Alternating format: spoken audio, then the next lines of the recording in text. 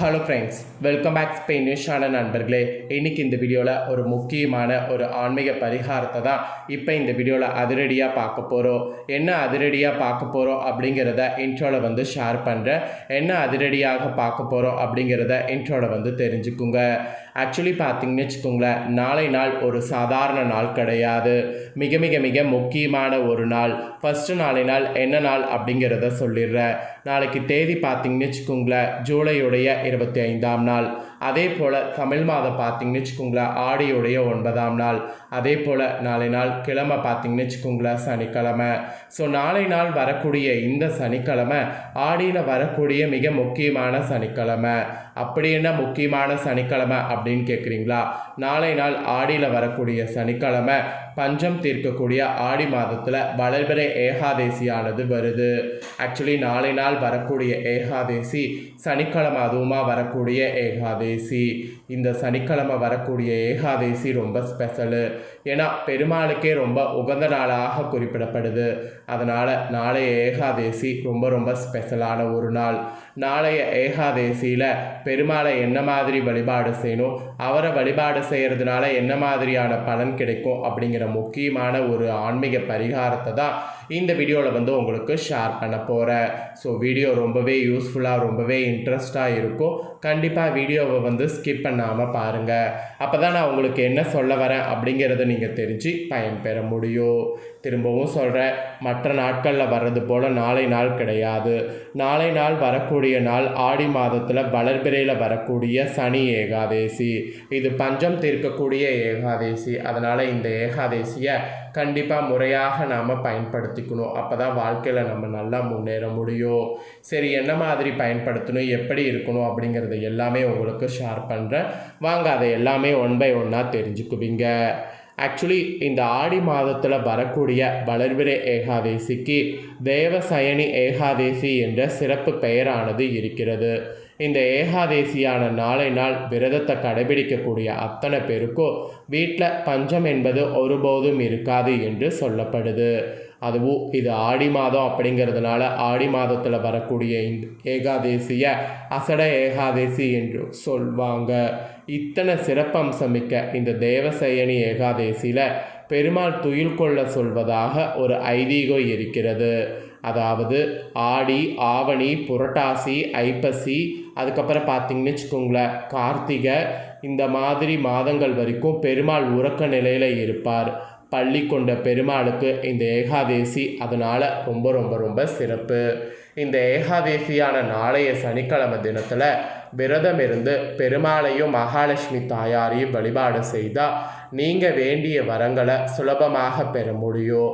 அதுலேயும் வீட்டில் செல்வ வளங்கிறது கொளிக்கும்.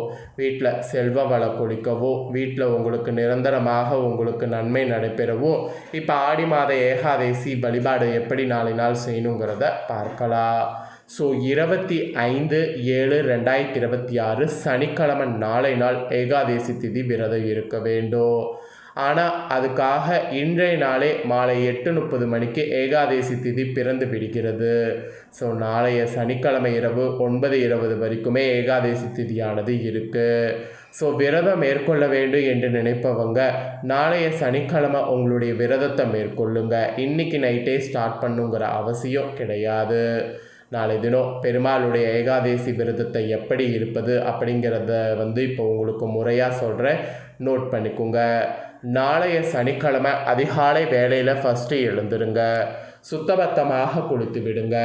சுத்தபத்தமாக குளித்து விட்டு பூஜரையில் விளக்கேற்றி வைங்க. பூஜரை விளக்கேற்றி வைத்து விட்டு விரதத்தை தொடங்குங்க.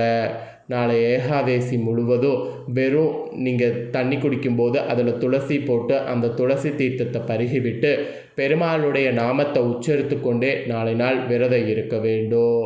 அதற்காக நாளை நாள் விரதம் இருக்கணுங்கிறதுனால வேலைக்கு போகக்கூடாது, உங்களோட அன்றாட வேலை செய்யக்கூடாது என்பது அர்த்தம் கிடையாது.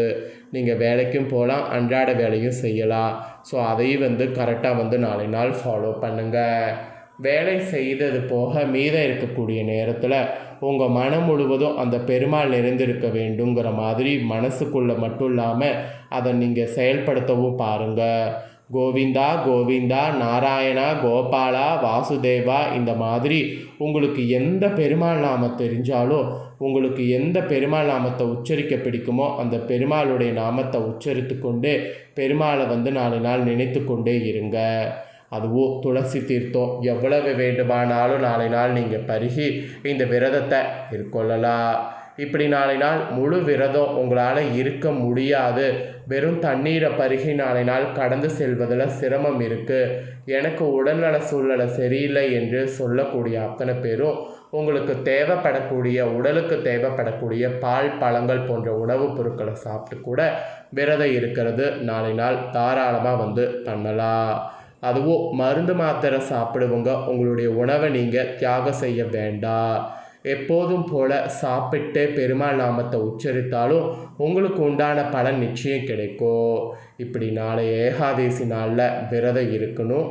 அதுக்கப்புறம் மாலையில் பெருமாள் கோவிலுக்கு சென்று துளசி இலைகளை பெருமாளுக்கு சாத்தி பெருமாளை மனமுருகி வேண்டிக் கொள்ளும்.